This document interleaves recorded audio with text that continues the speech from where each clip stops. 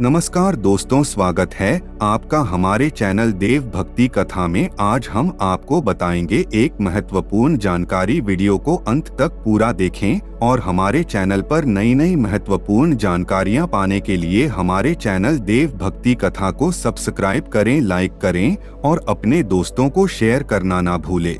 श्री शिवाय नमस्तुभयम। दोस्तों, आप सभी लोग जानते हैं कि 30 अगस्त 2024 के दिन यहाँ पर शुक्रवार को द्वादशी तिथि पड़ रही है। दोस्तों, ये जो शुक्रवार है भाद्रपद महीने में पड़ने वाला सबसे बड़ा शुक्रवार द्वादशी तिथि है, क्योंकि यह भाद्रपद महीने में पड़ रहा है, जिसका बहुत ही बड़ा और विशेष महत्व होता है। और ऐसा दिन पूरे साल में सिर्फ एक ही बार आता है। और दोस्तों, आप सभी लोग जानते हो कि शुक्रवार द्वादशी तिथि का अगर सबसे बड़ा कोई उपाय है तो वह एक छुटकी काला तिल वाला उपाय है। तो दोस्तों, इस भाद्रपद माह के पहले शुक्रवार द्वादशी तिथि के दिन आप लोगों को इस एक छुटकी काला तिल वाला उपाय को जरूर करना है।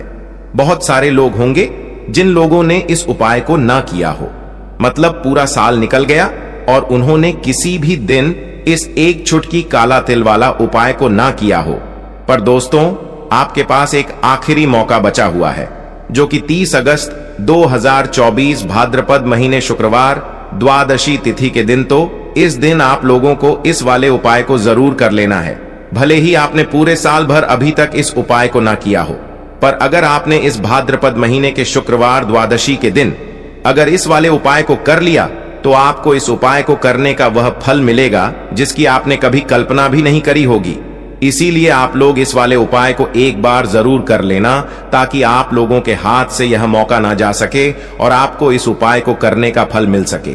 दोस्तों, यह उपाय पंडित जी ने अपनी अभी की ही शिव महापुराण की कथा में बताया है, जिस उपाय को आज हम आपको बहुत अच्छे से समझाने वाले हैं। इस वीडियो को देखने के बाद इस उपाय को समझने के लिए आपको कोई और वीडियो को देखने की जरूरत नहीं पड़ेगी। तो चलिए दोस्तों, उपाय को शुरू करते हैं। देखिए, यह भाद्रपद महीने के शुक्रवार द्वादशी तिथि के दिन यह इतना खास होता है, इतना महत्वपूर्ण होता है। देखा है, कभी कभी बड़े बड़े पूजा पाठ अनुष्ठान से जो मनोकामना पूर्ण नहीं होते, वह भाद्रपद महीने के दिन एक छोटे से उपाय करने से ही आपकी मनोकामना पूर्ण हो जाती है। और बहुत सारे लोगों ने इस उपाय को किया भी है और उनको इस उपाय को करने का फल भी जरूर मिला है। अगर आप लोग भी इस उपाय को करना चाहते हैं तो आप इस उपाय को पहले अच्छे से समझ लेना, सुन लेना, उसके बाद करना। आपको इस उपाय का फल जरूर मिलेगा। और इस उपाय को कर लेने से आपके घर में चाहे किसी भी प्रकार की दुख और समस्या क्यों ना चल रही हो, आपको उसका कारण भी नहीं पता है कि भाई यह समस्या किस कारण से चल रही है, उसका कुछ भी कारण हो सकता है, जैसे कि दोष हो सकता है या किसी भी तरह का मंगल दोष भी हो सकता है। तो इस दिन आप लोगों को एक छुटकी काला तिल वाला उपाय कर लेना है। यह एक ऐसा उपाय है जिस उपाय को अगर किसी विशेष दिन पर किया जाए तो भाई उस विशेष दिन का जो है वह तो हमें मिलता ही मिलता है, पर हमने उस दिन पर इस उपाय को किया है तो हमें उससे भी बड़ा फल मिलता है, और फल बहुत जल्दी मिलता है, क्योंकि आप इस उपाय को बहुत ही बड़े और विशेष दिन पर कर रहे हो।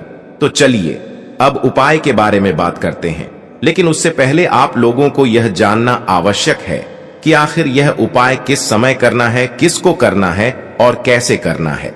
तो चलिए हम आगे आपको वीडियो में एक एक करके बता देते हैं। लेकिन उससे पहले अगर आप लोग हमारे चैनल पर नए हैं तो हमारे चैनल को सब्सक्राइब कर लेना और इस वीडियो को लाइक करके कमेंट बॉक्स में श्री शिवाय नमस्तुभ्यम ओम नमः शिवाय जरूर टाइप कर देना। तो दोस्तों, इस एक छुटकी काला तिल वाला उपाय को हमें इस शुक्रवार द्वादशी तिथि के दिन कैसे करना है, किसको करना है, किस समय करना है और कहां पर करना है, यह सारे सवालों के जवाब आपको इस वीडियो में मिल जाएंगे। और जो यह वीडियो देखेगा भाई, उसको एक छुटकी काला तिल वाला उपाय जरूर करना चाहिए, क्योंकि इस दिन एक छुटकी काला तिल का भी बहुत ही बड़ा और विशेष महत्व होता है।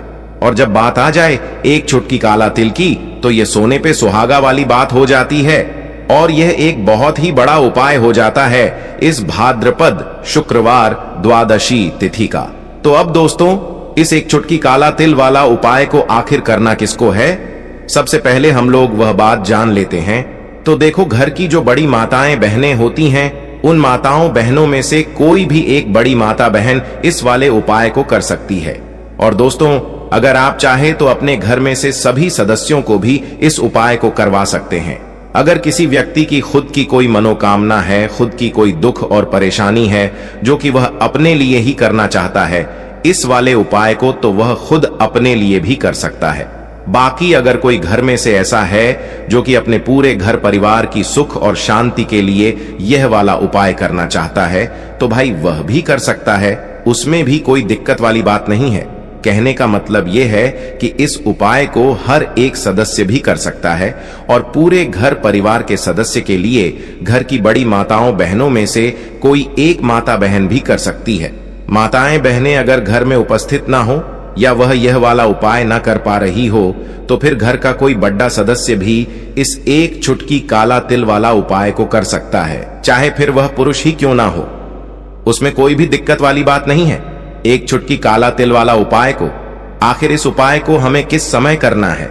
सुबह के समय करना है कि शाम के समय करना है? तो देखो, इस वाले उपाय को आप लोग सुबह के समय भी कर सकते हो और शाम के समय प्रदोष काल में भी कर सकते हो। अब अगर आप पूछो कि भाई सबसे उत्तम समय कौन सा रहेगा इस एक चुटकी काला तिल वाला उपाय को करने का, तो हम आपसे बस यही कहेंगे कि इस उपाय को आप सुबह के समय करेंगे तो ज्यादा बेहतर होगा। बाकी अगर प्रदोष काल शाम के समय भी करेंगे तो भी अच्छा होगा, उसमें कोई भी दिक्कत वाली बात नहीं है।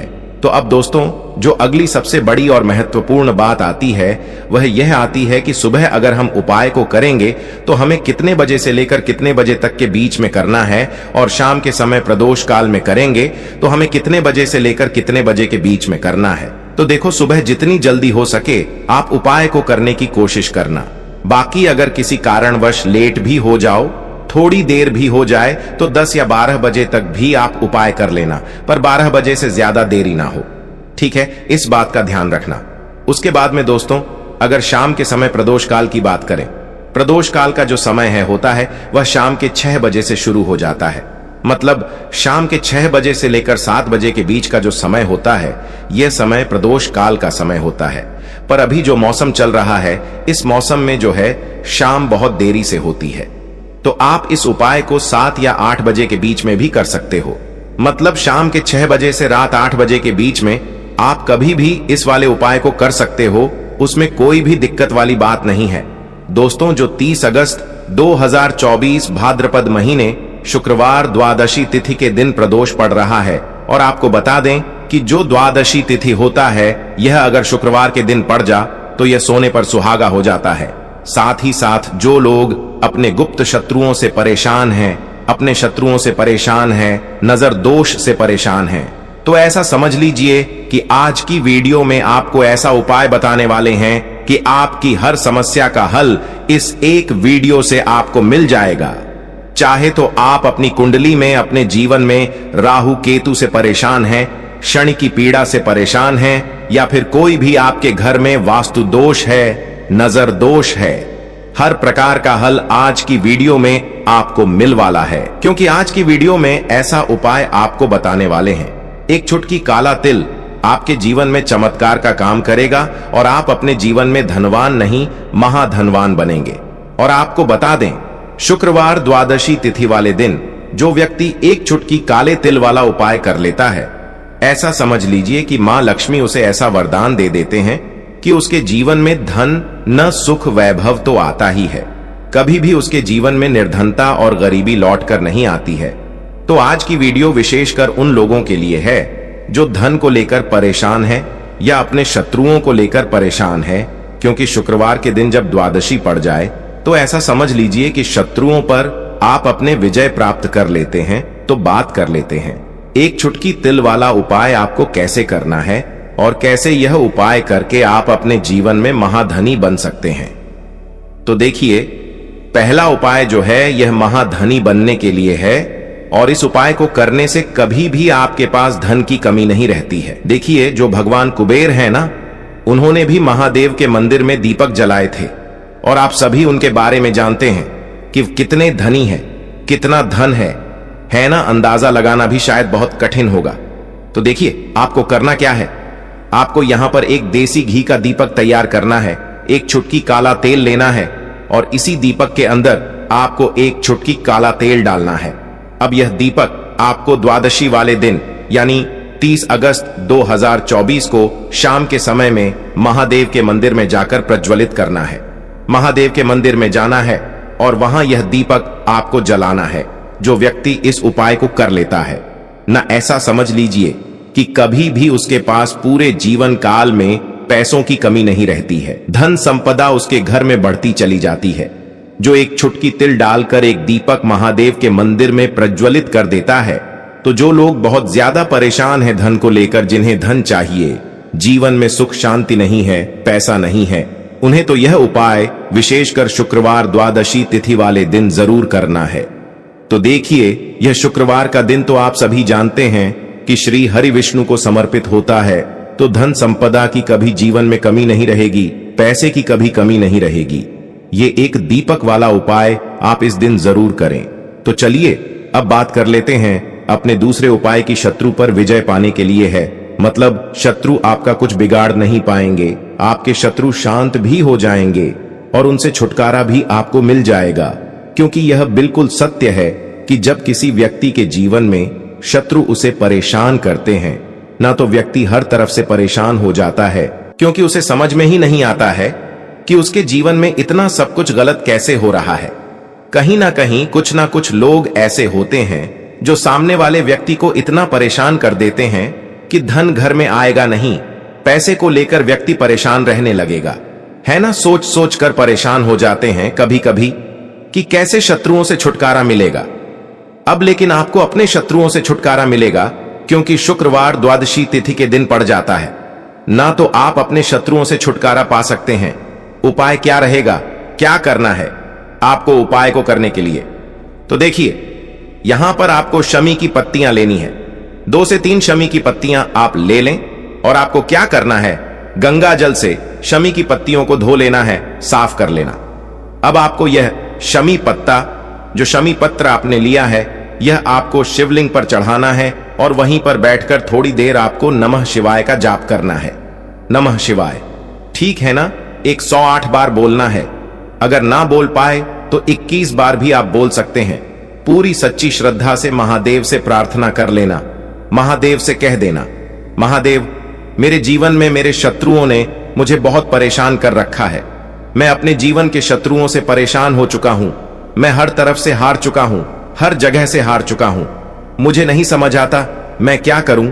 मुझे बस आपकी कृपा चाहिए, आपका आशीर्वाद चाहिए। आपका आशीर्वाद होगा तो मुझे पता है कि मेरा कोई भी शत्रु मेरा कुछ नहीं बिगाड़ पाएगा। और यह सत्य है, जब महादेव किसी के साथ होते हैं ना, तो साक्षात काल भी आकर उस व्यक्ति का कुछ नहीं बिगाड़ पाता है। तो जो लोग शत्रुओं से छुटकारा पाना चाहते हैं, वह महादेव की शिवलिंग पर शुक्रवार द्वादशी तिथि वाले दिन शाम के समय में शमी पत्र जरूर अर्पित करें और महादेव से कहे, आपके शत्रु से आपको हमेशा के लिए छुटकारा मिल जाएगा। तो यह दूसरा उपाय है। अब बात कर लेते हैं तीसरे उपाय की, जो कि देखिए, बहुत बार क्या होता है कि हमारी कुंडली में राहु केतु अगर अशुभ प्रभाव देने लगे तो जीवन के दुख बढ़ते चले जाते हैं। अब बहुत सारे लोगों को तो राहु केतु जो है उनके बारे में बिल्कुल अंदाजा ही नहीं होता है कि राहु केतु होते क्या, या हमारी कुंडली में यह कैसे अशुभ प्रभाव देते हैं। अच्छा, जिन लोगों को पता भी होता है कि राहु केतु क्या है, लेकिन अंदाजा लगाना बहुत मुश्किल होता है कि कैसे कुंडली में यह अशुभ प्रभाव दे रहे हैं, है ना। क्योंकि जो जानकार होते हैं उन्हें तो पता होता है, जिनको जानकारी नहीं होगी वह अंदाजा नहीं लगा पाते हैं। तो देखिए, अगर आपके जीवन के दुख लगातार बढ़ रहे हैं, कुछ ना कुछ आपके साथ हमेशा गलत हो रहा है, तो राहु केतु कहीं ना कहीं आपकी कुंडली में अशुभ प्रभाव आपको दे रहे हैं, ठीक है ना। अब घर में बहुत बार क्या होता है कि बहुत सारे लोगों के घरों में कहीं ना कहीं गंदगी होती है, सफाई नहीं करते तो कहीं ना कहीं क्या होता है, उससे राहु एक्टिव हो जाता है ना, और अशुभ प्रभाव देने लगता है। तो आपको क्या करना है, अपने राहु केतु को अपनी कुंडली में ठीक करना है। करना कैसे है, ठीक काले तिल से, काले तिल के उपाय से। ऐसा समझ लीजिए कि चाहे तो शनि की पीड़ाएं आपको परेशान कर रही हैं, राहु केतु अशुभ प्रभाव आपको दे रहे हैं, हर प्रकार का हल आपको इस एक उपाय से मिल जाएगा। क्योंकि शनि की पेआए भी जब परेशान करती हैं तो व्यक्ति का जीवन दुखों से घिर जाता है। क्योंकि शनि देव जब दुख देते हैं तो हर तरफ से जीवन में दुख आता है, क्योंकि वह कर्म फल दाता है। व्यक्ति को उसके कर्मों के हिसाब से फल देते हैं। लेकिन अगर शनि देव किसी से प्रसन्न हो जाए ना तो फिर धन सुख भी इतना देते हैं कि व्यक्ति संभाल नहीं पाता है। यह भी सत्य है। अब करना क्या है? शुक्रवार द्वादशी तिथि वाले दिन यानी कि 30 अगस्त 2024 शुक्रवार के दिन आपको जल में काला तिल मिलाना है। ठीक है ना? एक लोटे में जल ले लेंगे, उसके अंदर 2 चुटकी 1 चुटकी काला तेल डाल देंगे। अब इसी जल से आपको महादेव को अर्घ देना है, मतलब महादेव की शिवलिंग पर आपको जल चढ़ाना है। कौन सा जल चढ़ाना है? 1 या 2 चुटकी काला तिल डालकर। यह उपाय शाम के समय का है, प्रदोष काल का है। शुक्रवार द्वादशी में जितने भी उपाय किए जाते हैं वो शाम के समय के ही होते हैं। ठीक है ना? तो शाम के समय में यह उपाय आपको करना है। महादेव से प्रार्थना कर लेना कि मेरी कुंडली में, मेरे जीवन में जो भी ग्रह मेरे ठीक नहीं हैं, उन्हें महादेव आप ठीक कर देना। तो जो व्यक्ति इस उपाय को करता है, चाहे तो शनि की 7.5 परेशान कर रही है, चाहे तो राहु केतु कुंडली में अशुभ प्रभाव दे रहे हैं, सारी पीड़ाएं आपके जीवन से दूर हो जाती हैं। राहु केतु जो है यह भी शांत हो जाते हैं। शनि देव की कृपा आपके ऊपर बरसती है और महादेव ऐसा आशीर्वाद आपको देते हैं कि जीवन के जितने भी दुख है ना, वो दूर होते चले जाते हैं। तो दोस्तों, यह थे पूज्य गुरु जी द्वारा बताए